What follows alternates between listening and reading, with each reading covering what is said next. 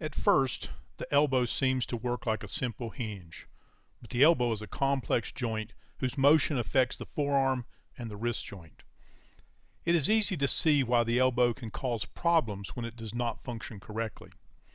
Part of what makes us human is the way we are able to use our hands. Effective use of our hand requires a stable, painless elbow joint. The important structures of the elbow can be divided into several categories. These include bones, joints, ligaments, tendons, muscles, nerves, and blood vessels. The bones of the elbow include the humerus or the upper arm bone, the ulna, the larger bone of the forearm on the opposite side of the thumb, and the radius, the smaller bone of the forearm on the same side as the thumb. The elbow itself is essentially a hinge joint, meaning it bends and straightens like a hinge. But there is a second joint where the end of the radius or the radial head meets the humerus. This joint is complicated because the radius has to rotate as you turn your hand palm up and palm down, while at the same time it has to slide against the end of the humerus as the elbow bends and straightens. To make this motion possible, the radial head is shaped like a smooth knob with a shallow cup at the end. This shallow cup fits against the capitellum, a rounded knob at the end of the humerus that forms part of the elbow joint. The smooth rim of the radial head is also covered with articular cartilage and glides against a small indentation in the ulna. Articular cartilage is the material that covers the ends of the bones of any joint. Articular cartilage can be up to 1/4 of an inch thick in the large weight-bearing joints. It is a bit thinner in joints such as the elbow, which don't support weight. Articular cartilage is white, shiny, and has a rubbery consistency. It is slippery, which allows the joint surfaces to slide against one another without causing any damage. Articular cartilage functions to absorb shock and provide an extremely smooth surface to make motion easier. We have articular cartilage essentially everywhere that two bony surfaces move against one another or articulate. In the elbow, articular cartilage covers the end of the humerus, the end of the radius, and the end of the ulna. There are several important ligaments in the elbow. Ligaments are soft tissue structures that connect bones to bones. The ligaments around a joint are connected with a thin layer of connective tissue and form a structure called the joint capsule.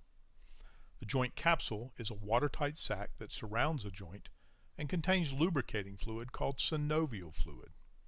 In the elbow, two of the most important ligaments are the medial collateral ligament and the lateral collateral ligament. The medial collateral ligament is on the inside edge of the elbow.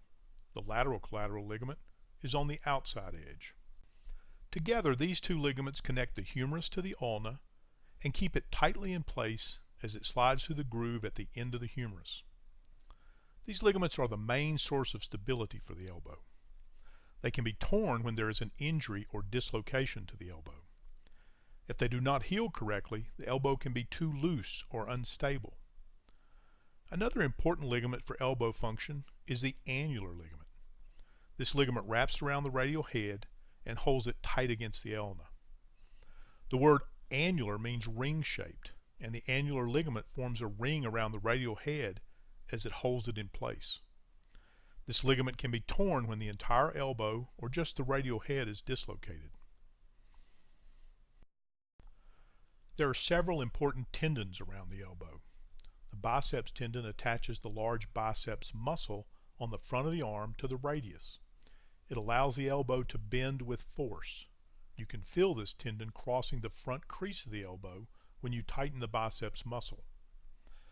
The triceps tendon connects the large triceps muscle on the back of the arm with the ulna. It allows the elbow to straighten with force, such as when you perform a push-up. The muscles of the forearm cross the elbow and attach to the humerus. The outside or lateral bump just above the elbow is called the lateral epicondyle. Most of the muscles that straighten the fingers and wrist all come together in one tendon to attach in this area. The inside or medial bump just above the elbow is called the medial epicondyle. Most of the muscles that bend the fingers and wrist all come together in one tendon to attach in this area. These two tendons are important because they are a common location of pain caused by a condition called tendinitis, or perhaps more accurately, tendinosis. All of the nerves that travel down the arm pass across the elbow. Three main nerves begin together at the shoulder: the radial nerve, the ulnar nerve, and the median nerve. These nerves carry signals from the brain to the muscles that move the arm and hand.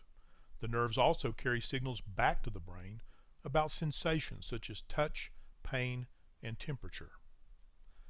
Some of the more common problems around the elbow involve problems with the nerves. Each nerve travels through its own tunnel as it crosses the elbow. Because the elbow must bend a great deal, the nerves must bend as well. Constant bending and straightening can lead to irritation or pressure on the nerves within their tunnels and cause problems such as pain, numbness, and weakness in the arm and hand. These conditions are sometimes called nerve entrapment or nerve compression syndromes. Traveling along with the nerves are the large vessels that supply the arm and hand with blood. The largest artery is the brachial artery that travels across the front crease of the elbow. If you place your hand in the bend of your elbow, you may be able to feel the pulsing of this large artery.